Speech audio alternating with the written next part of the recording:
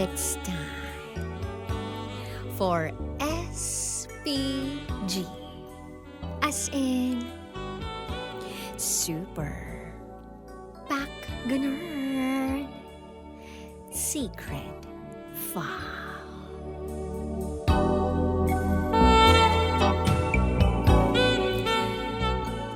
Kinuha ko ang lotion niya.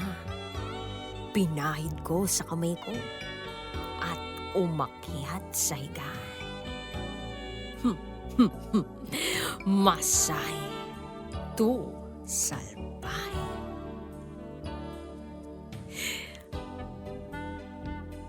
Hi, DJ Rocky. Itago mo ko sa pangalang Ellie. At ito, ang aking SPG. As in, Super Pack Ganun Secret File. Isa akong housekeeper sa isang high-end hotel dito sa Makati. Madalas ay may mga customer kaming nakikilala. Lalo na yung mga foreigner na bumibisita dito sa Pilipinas para magbakasyon lang. Sa aking karanasan ay may nakilala akong babaeng Mexican na itago natin sa pangalang Marimar.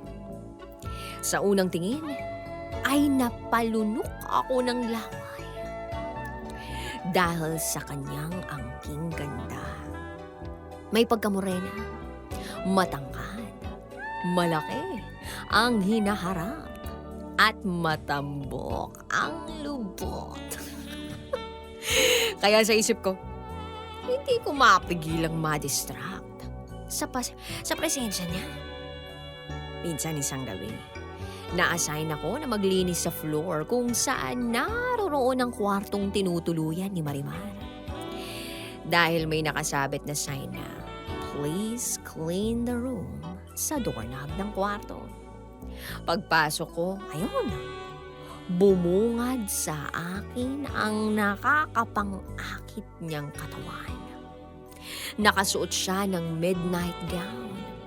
Kita ang suot na underwear at mabangong-mabango dahil bagong ligo. Hindi ako natinag. Naglinis ako ng kwarto niya. Sa awa ng Diyos, natapos ko naman ng maayos ang paglilinis kahit nakakadistract si Marimar. Pagkatapos kong maglinis, nagpasalamat siya at nagpakilala siya na dayuhang nagbabakasyon lang dito sa Pilipinas. At dahil wala siyang masyadong alam tungkol sa Maynila o dito sa Makati, nagtanong siya sa akin. I wanna ask, do you know any place where I can get a massage? Tanong niya sa akin.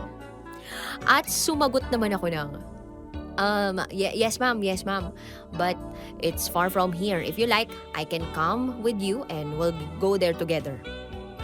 Natuwa si Marimar, sabay sabi, "Okay, that's nice. But I don't want to go far because it's late in the evening." Sabi ko na lang kay Marimar, "Okay ma'am, I'm sorry, but there are no massage spas near here."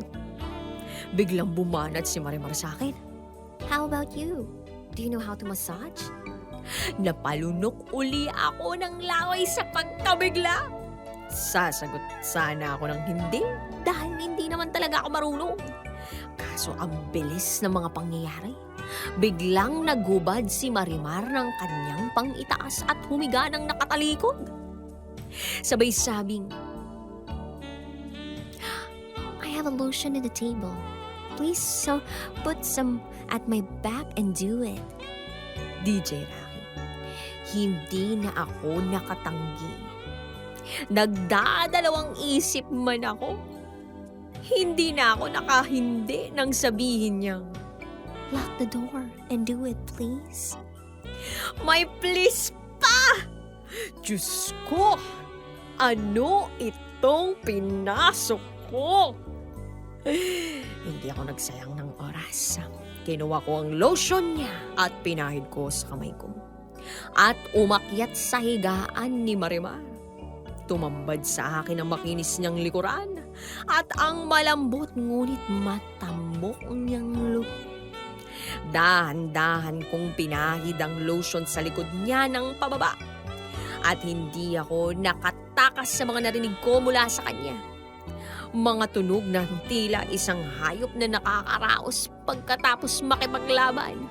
Mga sigaw ng isang tigreng laban na laban pa. Biglang sabi ni Marimar, "I'll pay you more. Do something extra for me tonight." Patay. Nanigas ako, DJ Rocky. Nanigas sa takot. Dahil hindi yan parte ng trabaho ko at baka hanapin ako ng supervisor ko. Pero ang hirap naman kung iiwan ko si Marimar. Dahil may nag-aantay namang kapalit. Sabi ko sa sarili ko, bahala na. Minsan lang ito mangyari. Napasubo na ako sa sitwasyon kaya ayun. Dahan-dahan kong minasahe hindi lang ang kanyang likod, kundi pati na rin ang kanyang hinaharap.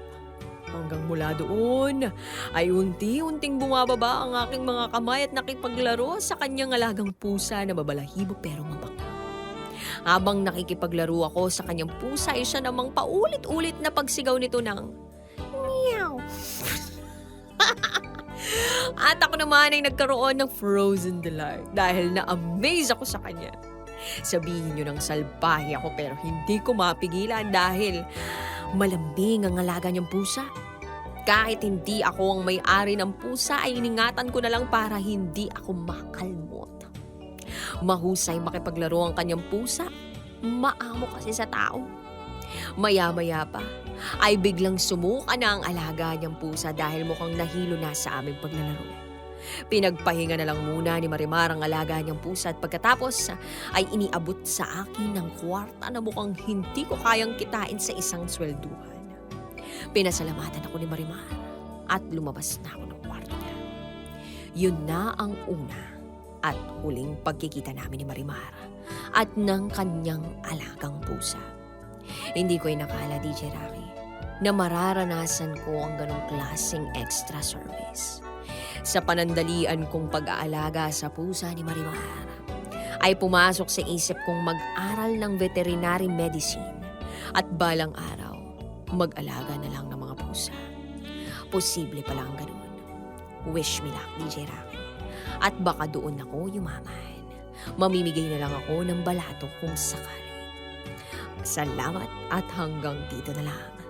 Muli, ako si Ellie. At ito, ang aking SPG. As in, super back in her.